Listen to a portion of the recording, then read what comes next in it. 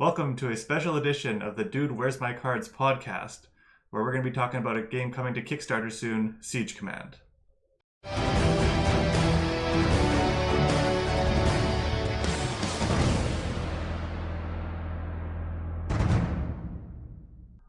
everyone, welcome back. As always, my name is Brendan and I'm joined with my co-host Jordan. And as mentioned before, we're going to be talking about the game Siege Command, which is coming to Kickstarter on August 17th of this year, 2021. Yep, just a little bit about Siege Command. It is a two-player lane-based strategy game containing a mixture of simultaneous planning and turn-based strategy. You deploy a variety of units and cast powerful spells. Players battle for control over turrets in each of the 4 lanes in order to destroy their opponent's walls. There's a planning, an action, and a refresh phase. In the planning phase, each of you select units that you can put into play. You can use bluffs, but you always cover 4 lanes with 4 units. Whether they're all bluffs or units is kind of determined to you. That way you can play and counterplay based on what your opponents might or might not be doing.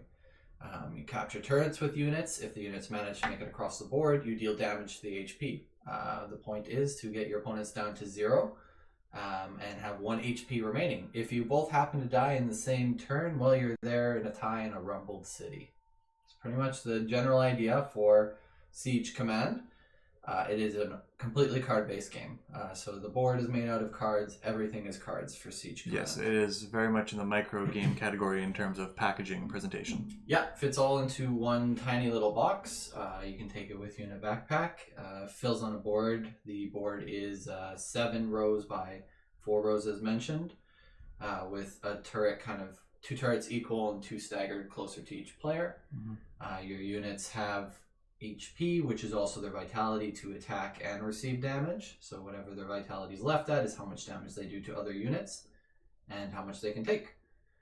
You have actions. Each unit has to perform all actions before the end of their turn. And very key that they must perform all actions. So if they don't have a special action, they must move forward. And in this game, the lane that you play a unit, it continues to have to move forward. There's no left or right movement. It is just forward, pushing forward constantly. Mm-hmm. As we said, you capture turrets. So what happens is when a unit lands on a turret space, it flips it to a neutral position.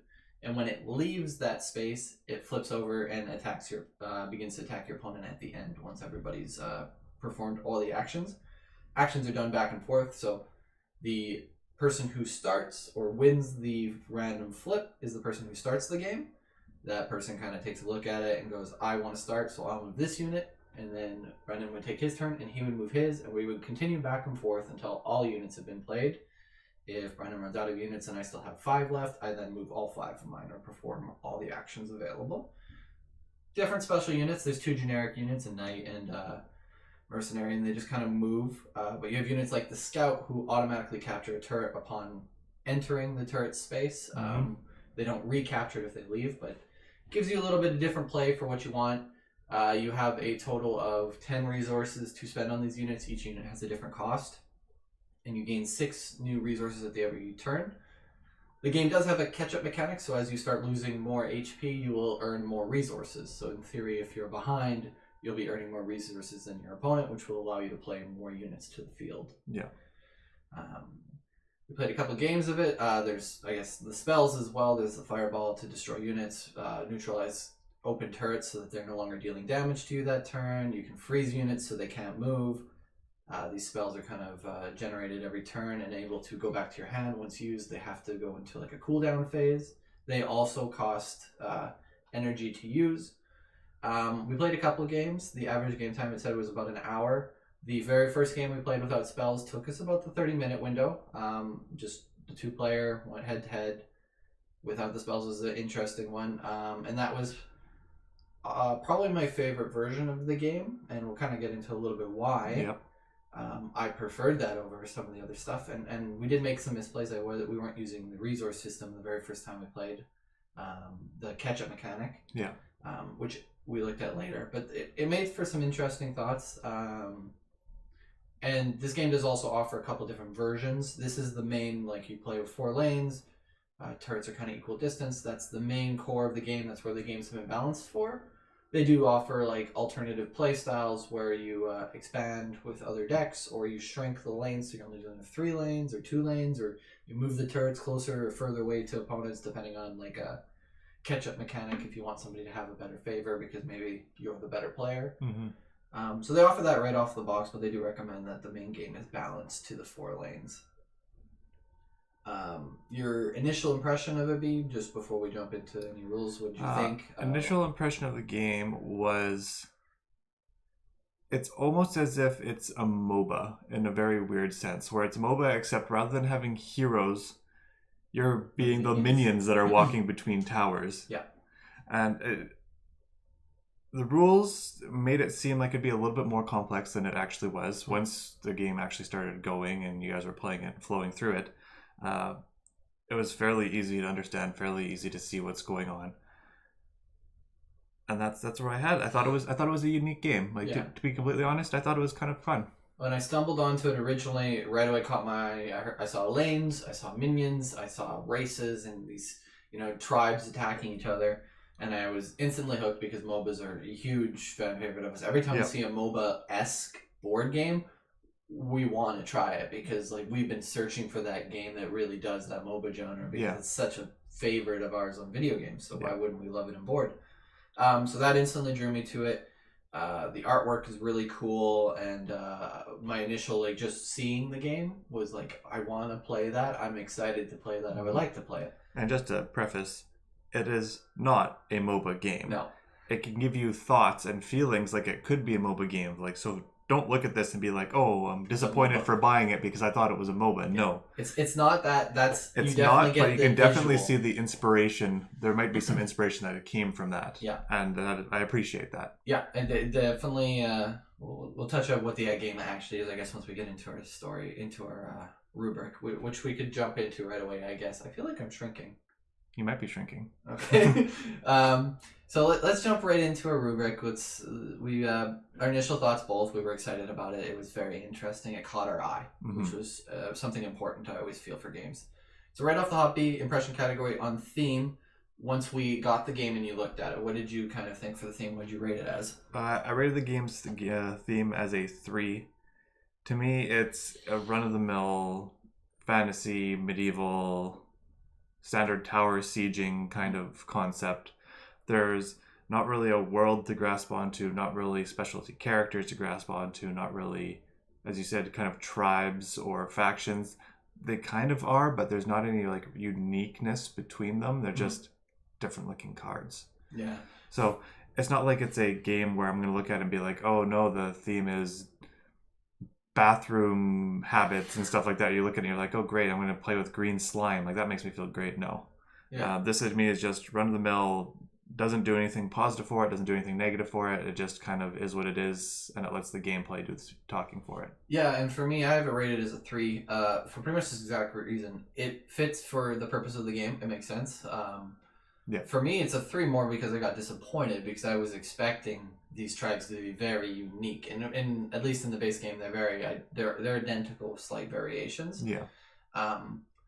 Whereas we talked I feel about, like it's a missed opportunity for having 2 really cool, unique styles, and they're like just one very color similar. Could have been humans, one color could have been elves, one color could have been orcs, or even if they were all humans, they're both just mask wearing tribes with slight variations in the masks. Like I feel like it could have been very different. It makes for easy cohesion, and don't get me wrong, you can definitely you can tell which is which, but they're very similar. So I think it's a missed opportunity for me. So it's a 3, not a bad score. It fits its purpose. I just was hopeful and looking for a little bit more in that section. Yeah. Rules. For me, I'll start with the rules. I think it's a 4. The rules did a good job. I didn't really have to reference them once I was playing. They have a good quick reference rules. Yeah. It's not a 5 because the rules actually made the game seem more daunting than it was. Like most games are. But this is also to preface that we had a beta version of rules that wasn't a final copy. We didn't have images. So we didn't have. Well, we did have some. There are very few visuals to really assist you in the initial startup of the game and the initial first playthrough of the game. So we're looking at just a Word document that we were generated that we worked with. So It might change. It might become very easy with images and fun, graphics and other things, because they have a lot of good graphics in this game. Yep. But yeah, in our version, rules were very good. Like I said, I understood the game, and when I could play the game without having to reference it back all the time, it just made it seem more daunting, and it almost took the excitement out of it originally, because I was like, oh no, is this game? I was really excited for this, but yeah, once you set it up and you started progressing through those first turns using the rule book, then you go, okay, got it. Yeah. Drop the rule book, play it out. So it was close. It's close to a good one for me, but 4 is just where it sits. I also have it at 4 for the exact same reasons. Yeah. You learned the game from it. There were things that we missed when we were playing the game that we went back to in the rules and found again and said, oh, okay. Maybe in the regular rule book, when it's produced, it'll have a little bit more visual graphic, something that really annotate those points that we might have missed. Yeah, like for example, the additional resource catch-up on the cards, mechanics, that catch-up mechanic we missed originally. Yeah, so as I said, a big thing about rules, if you can learn how to play the game properly from the rulebook, the rulebook's doing a pretty good job. Yeah, and that's where I think we both agree. It was there, not perfect, but there. Yeah. Exactly where it should be, I think. Layout, pretty much. So for this purpose, for layout, usually we look at just the card layout, but I'm going to take, because the cards are also the board, I'm going to take that into consideration here. For me, I put it at a 5. I absolutely love the layout of everything. The way that the board is set up, the way that the cards are laid out, like the smaller cards. This is more a preference thing, and I don't know if it affects layout too much, is dealing with small decks, because this game has got small decks. Yeah. I like the idea of why they're small, but at the same time, it's a little bit annoying dealing with small cards just in your hand. I like the idea of when they're on the board being smaller, but in my hand was just... Yeah, but I don't know if that's just a preference. More when I look at the layout of what's on the information on the cards and what's there, like, it's very simple, it's very straightforward. I think it was done really well for what it was. Yeah, and for me, I have it as a 3. I put it right down the middle. Yeah. It's neither positive nor negative. There's things they did well. There's things that I feel they could have improved on. For me, it's a personal preference. Small cards just don't do it for me. I understand why they work within the game, and I think that it's great that they work well within the game. But when you have to constantly reference the reference card, for all card abilities, for spells, like everything you do in the game, you have to learn first from the reference card. Mm-hmm. There's nothing on the card that you can read and be like, oh, this is how it works. Okay, this is great. Let's use it. Yeah. And that, to me, again, that's just because how the game is. Mm-hmm. Like, you need to have the small cards for it to fit well with the way the field is played with cards and in the small box. So everything's there. It's just, it doesn't wow me. It doesn't disappoint me. It is what it is. That's fair. Art. You want to start with art? Sure. I give it a 4. I actually thought the art was good for the game. Like, it wasn't spectacular. I mean, you're not getting Magic the Gathering art or TCG like that, but for what the game is, for what the theme is, for what you're doing and looking at the cards, I thought the cards actually looked quite good. Yeah, I put the art at 3, and this kind of goes to the theme for me as well. Like, each individual piece was really, really good, but the differential between the two tribes in art style was minor. Yeah. So I'm like the art is really well done. Yeah. I think that the variation in the art wasn't enough between the two tribes. Between each unit is fantastic. Between your bombers and knights, you can tell what is what. Yeah. It's between the tribes that it kind of gets a little bit of down. And I do enjoy the style of the art as well. The art is fantastic in that sense if I'm looking at just each individual piece, but if I'm thinking about it in a gameplay mechanic for art, it's just the two tribes could have been taken just a little further to make it even better. It kind of matches theme for me, which is why it's 3. I think it is really good art. I really enjoy the style, which is what drew to me. But the repetition between the two races is what kind of just lowers it a bit for me. That's all. Okay. Complexity. I have complexity in the middle again at 3. Mostly because with all the rules, when we start playing with everything, I think it's more complex than it needs to be. When we played the intro, the first game with like very limited, where we take the spells out, take all the things, I think it was a very good, quick micro game. Yeah. Quick and fast, exactly where I think it should be. 30 minutes felt good. Felt like I want to play again. When you start getting into now, adding the spells in and taking it into account and actually using the catch-up mechanic, the game does drive a little bit longer. It doubles the time almost. Yeah. And that, to me, didn't feel appropriate or didn't feel right for the small box game that I was expecting. I was expecting more short games than the long ones, because at an hour length, we're looking at more of a main staple game than like a quick bring with me and play between other games with friends. Yeah. Because it is a head-to-head game again. So for me, that really kind of knocked it down just a little bit. So complexity, I think, was too high. I think it would have been better a little bit lower. So I put it at a 3. I have it as a 4. I'm going to knock it for the same reasons you are in different categories coming up. Okay. The reason I have it as a 4 because the game itself is not difficult to play. No. It is very easy to grasp. It is very easy to do. The only reason I didn't give it a 5 for meeting my expectations for what a game like this should have is because the rule book definitely made it seem like the game was going to be more complex. So you were expecting more complexity. I was expecting an over-complex game and got a game that was pretty good. Sensible. Yeah, sensible. Okay. Different takes from it, but same idea. Game category. We talked about gameplay. Out of 10, B, what did you rate the actual gameplay of the game? Gameplay for me was a 6. Just isolating what makes the game fun, the process of playing the game, using the stuff that came with the game. We didn't talk about the fact that there's tokens galore in this game, which at many points felt a little bit redundant. The HP board was good. Yes. Honestly, they could have had an HP board and an energy board, both the exact same style, where you have a clip moving up and down a card, rather than having the tokens. And that would make things better. But the gameplay itself, the most fun part of the game is essentially battling over the turrets, which you do often, but how exciting is that really when the main function of that is moving over a card? Yeah. And then you get it. Yeah.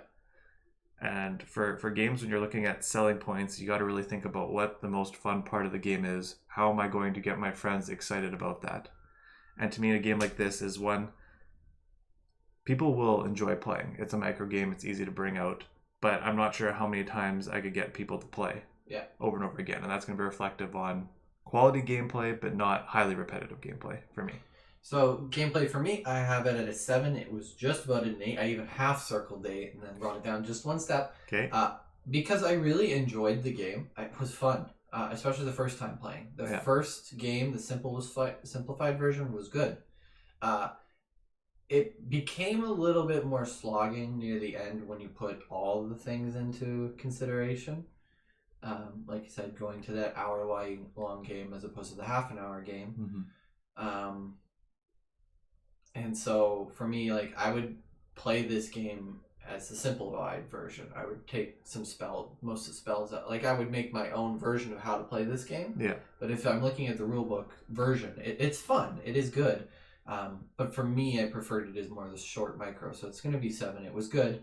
And then there's nothing wrong with the game. At the full version, it loses some replayability because it's kind of daunting. It becomes not daunting, but it becomes like sluggish at the end. Like you play one game and you feel like that was enough.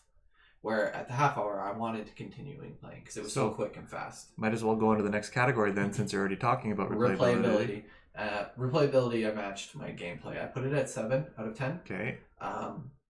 Because I do think that variations of this game make it highly replayable. Yes. So, it's way up on that scale, but I have to bring it down if I'm looking at the core gameplay of what the game is meant to be, where it's balanced to be. That loses it for me a little bit.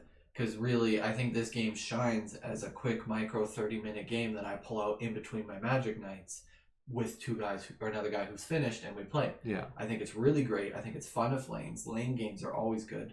But the full version, an hour, is too long. It's just too long for it. So 7 is where I stuck it. It's still high, but I think it could have been. It is far more replayable in the micro. And to me, I had to go all the way down to a 3, and because I have to take it for what the game is that we played, what they expected to be with the recommended game time length, and as we talked about when we played the game, a big theme for me is in a 2-player head-to-head game, it has to find a hole to fill. Yes. It has to have a specific pocket that it fits into. When it is a 45-minute to 60-minute game for a head-to-head, it's very difficult to, well, especially as a micro game, it's very difficult to say that this is a game I'm going to tell my friends to come over and we're going to play this game. Like, this is the game. Yeah, you can't have a group of 5 people over and pull this game out. Well, not even then. It's when you have 45 to 60 minutes to put into a game. For a lot of people, that is your core game, and you might have some other micro games you'll play with it. So you might play Love Letter for 20 minutes to get you warmed up, and then you'll jump into a game that takes an hour, hour and a half, and then maybe you'll play some other small micro game afterwards for 20 minutes or something like that. Yeah. Or, as you say, something at a Magic tournament, or when you invite your friends over to play a head-to-head card game, how many of those do you own? Mm-hmm. Tons. So the competition for me on the replayability side is this game has to do something that those games don't do or does better. Yeah. And when I look at it, I go, okay, so if I have 14 two-player games on my shelf right now, 12 of them probably already have a hard time coming off my shelf. Where would this rank in those 12 that are already hard coming off the shelf? And they would get lost. Mm-hmm. So replayability for me would be a novelty when you have it. You'll play it a few times with your friends. Everyone will go, oh yeah, it's a fun game. That's cool. But I don't know if anyone, including myself, would go back to the shelf and specifically request this game. Yeah.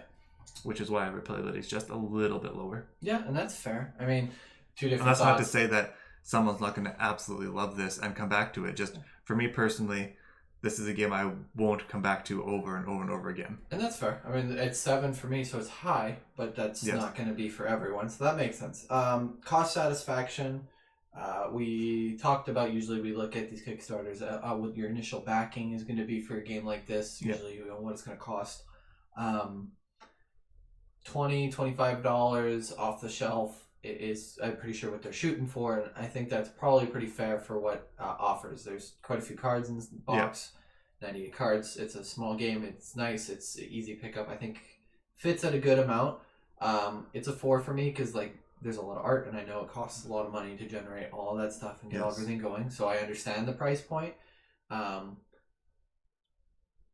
looking at other games, I think it's probably a fair price point if they can hit that. I agree. I can't give it a 5 because it's not a guarantee. The world costs more now, so it might end up costing more to produce for them. Shipping costs so much now. They might have to bump it up, but if they can keep that $20 to $25 price point, I think it will be right on par with everything that they see, and maybe even under, which makes it an easy buy. Yeah, I also have it as a 4. I think at the value that we're talking about, if they hit it, it does provide a lot of value for a game. It's very easy to purchase this, have it on your shelf. Even if you're only able to pull it out a couple times a year, you're still going to get your money out of it. Yeah, and it's an all-in-one box. We're not talking about it needs multiple expansions to be viable or fun or anything like that. Like a lot of the head-to-head card games, your TCGs, you continually need to get new cards and updates and buy other packs to make it interesting. This is all-in-one, kind of a nice $20, $25 is a good price point for it. So, which is why we also both think that the 30-minute gameplay on the simple version is the key focal point of where this game can exist and exist really well. Yeah, for me, bread and butter, this game will come out, and it'll probably come out in the micro version. So you pay $20, you get a game you play for 30 minutes, or at least the way that we like to play it. Yeah. And that feels like a good amount of time to lead you into something or to hold you over until you're getting to something a little bit more on the heavier end of games. And this game offers so many other different ways to play it. We created our own way that we enjoyed, so we were able to find, yes, maybe we don't enjoy the core rules, but we still found a version of this game that we do enjoy. Mm-hmm. Well, that was weird. My mom. So final score, Brendan. I have a 36 out of 50 for Siege Command. I have a 31 out of 50. Okay, and our final cash or trash of this game, or kick or pass, I guess in this case, I think for me it would be a kick. If they can hit that budget point, if they can offer some, something fun and exciting and get to it for a good reasonable price, I think it's definitely a kick. I circled the or in between because for me it's very much it's going to be a hit or miss audience. Yeah. For me personally, I don't know if I'd get it because you'd probably get it and then I can play it with you. Yeah. In our case, yeah. But some people will definitely attach themselves to this and really enjoy it. Like I said, I don't think for me it's an auto back. Yeah. I think it's I would consider. Yeah. I will follow along. I'll see what it's like. If they manage to bring it in under 20, if they manage to hit that $19, $18, I think that's going to become an auto back for a lot of people. Yeah, and I mean, final thoughts on what it is. I think, what kind of audience are they looking for here? I think, it drew 2 mobile players in, and we found enjoyment from it. So I think that's a good idea. Your turn-based strategists are going to enjoy it. People looking for a small box game to take with them somewhere that offers more depth than Love Letter. It's a micro game in the sense that it's a micro box, but there is a lot of gameplay in that box. Yes. It's not just a simple flip cards, do this. There's thought and strategy involved. Yeah. So it's a really good strategy box game. So I think that's the market that we're going to really enjoy. And if you like those type of games, I think you're really going to enjoy Siege Command. I definitely agree with your assessment on Siege Command. Okay. Alrighty. Well, thanks for tuning in, guys. Thank and you. Go take a look. The Kickstarter is live August 17th. Sounds good. See you then.